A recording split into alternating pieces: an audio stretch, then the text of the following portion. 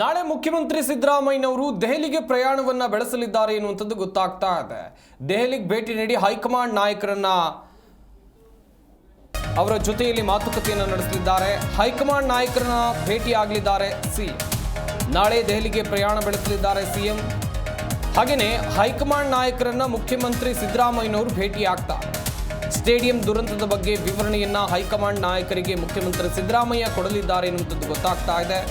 ಹೈಕಮಾಂಡ್ಗೆ ವಿವರಣೆಯನ್ನ ನೀಡಲಿದ್ದಾರೆ ಮುಖ್ಯಮಂತ್ರಿ ಸಿದ್ದರಾಮಯ್ಯ. ಹಾಗೆಯೇ ಇತ್ತೀಚೆಗೆ ರಾಜ್ಯ ರಾಜಕೀಯದಲ್ಲಿ ಆಗ್ತಾ ಇರುವಂತಹ ಬೆಳವಣಿಗೆಗಳ ಕುರಿತಾಗಿಯೂ ಕೂಡ ಸಿಎಂ ತಮ್ಮ ಹೈಕಮಾಂಡ್ ನಾಯಕರಿಗೆ ಮಾಹಿತಿಯನ್ನ ಕೊಡಲಿದ್ದಾರೆ ಎನ್ನುವಂಥದ್ದು ಗೊತ್ತಾಗ್ತಾ ಇದೆ. ಒಂದು ಕಡೆಯಲ್ಲಿ ಸ್ಟೇಡಿಯಂ ದುರಂತ, ಚಿನ್ನಸ್ವಾಮಿ ಸ್ಟೇಡಿಯಂನ ಸಮೀಪ ಕಾಲ್ತುಳಿತದಲ್ಲಿ 11 ಜನ ಪ್ರಾಣವನ್ನ ಬಿಟ್ಟರು. ಇದು ರಾಷ್ಟ್ರವ್ಯಾಪಿ ಈಗ ಚರ್ಚೆ ಆಗ್ತಾ ಇರುವಂಥ ವಿಚಾರ.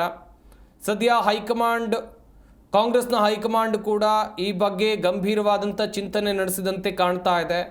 ಹೀಗಾಗಿ ಮುಖ್ಯಮಂತ್ರಿ ಸಿದ್ದರಾಮಯ್ಯ ಅವರಿಗೆ ಬುಲಾವ್ ನೀಡಿದೆ ಎನ್ನುವಂಥ ಮಾಹಿತಿ. ಈ ಕಾರಣಕ್ಕಾಗಿ ನಾಳೆ ಮುಖ್ಯಮಂತ್ರಿ ಸಿದ್ದರಾಮಯ್ಯನವರು ದೆಹಲಿಗೆ ತೆರಳಲಿದ್ದಾರೆ. ದೆಹಲಿಯಲ್ಲಿ ಹೈಕಮಾಂಡ್ ನಾಯಕರನ್ನ ಭೇಟಿಯಾಗಿ ಚಿನ್ನಸ್ವಾಮಿ ಸ್ಟೇಡಿಯಂ ಸಮೀಪ ನಡೆದಿರುವಂಥ ಕಾಲ್ತುಳಿತ ದುರಂತದ ವಿಚಾರವಾಗಿ ಮಾಹಿತಿಯನ್ನು ಕೊಡಲಿದ್ದಾರೆ ಹೈಕಮಾಂಡ್ ನಾಯಕರಿಗೆ.